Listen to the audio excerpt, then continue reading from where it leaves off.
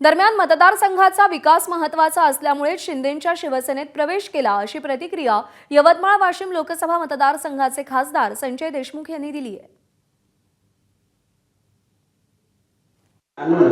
आपल्यासोबत आहे खासदार संजय देशमुख। भाऊ, शिंदे सेनेत तुम्ही आता प्रवेश केलेला आहे। ठाकरे गटातून निवडून तुम्ही मशाल चिन्हावरती आले आणि एक बंडखोरी करत तुम्ही आता शिंदे सेनेत गेले आहेत। काय नेमकं यामागचं काय? नाही, नेमकं याच्या मागचं कारण असं आहे की आम्ही 6 खासदार बसलो, 6 खासदार विचारविनिमय केला आणि 6 खासदारांना सामूहिकरित्या आम्ही निर्णय घेतला।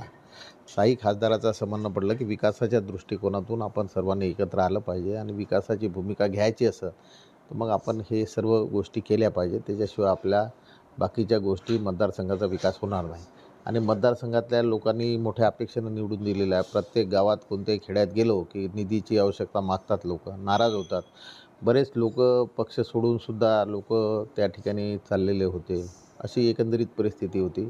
म्हणून विकासाच्या मुद्द्यावर आणि या देशाचे पंतप्रधान नरेंद्र मोदी आणि आपले महाराष्ट्र राज्याचे उपमुख्यमंत्री आणि राज्याचे मुख्यमंत्री यांनीसुद्धा आमची बैठक घेतली। त्यांनीसुद्धा सांगितलं की विकासाच्या कामाच्या बाबतीत आम्ही अडथळा निर्माण होऊ देणार नाही आणि निश्चितपणे विकास करू। महत्त्वाचा म्हणजे वर्धा नांदेड रेल्वे प्रकल्प आहे, त्यालासुद्धा निधीची आवश्यकता आहे। ते सुद्धा काम प्रगतीपथावर आपण नेलं, परंतु आपण सत्तेत नसल्यामुळं त्याच्यात बरेच अडथळा येत होता। आता त्यांनीसुद्धा मान्य केलं आणि या 2 वर्षात पूर्ण प्रकल्प पूर्णत्वास आणून।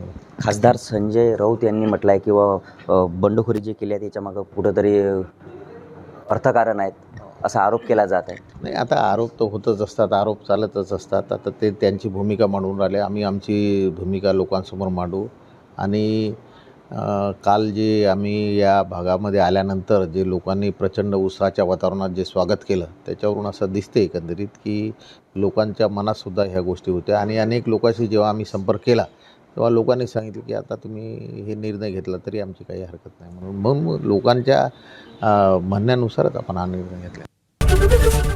एबीपी माझा, उघडा डोळे बघा नीट।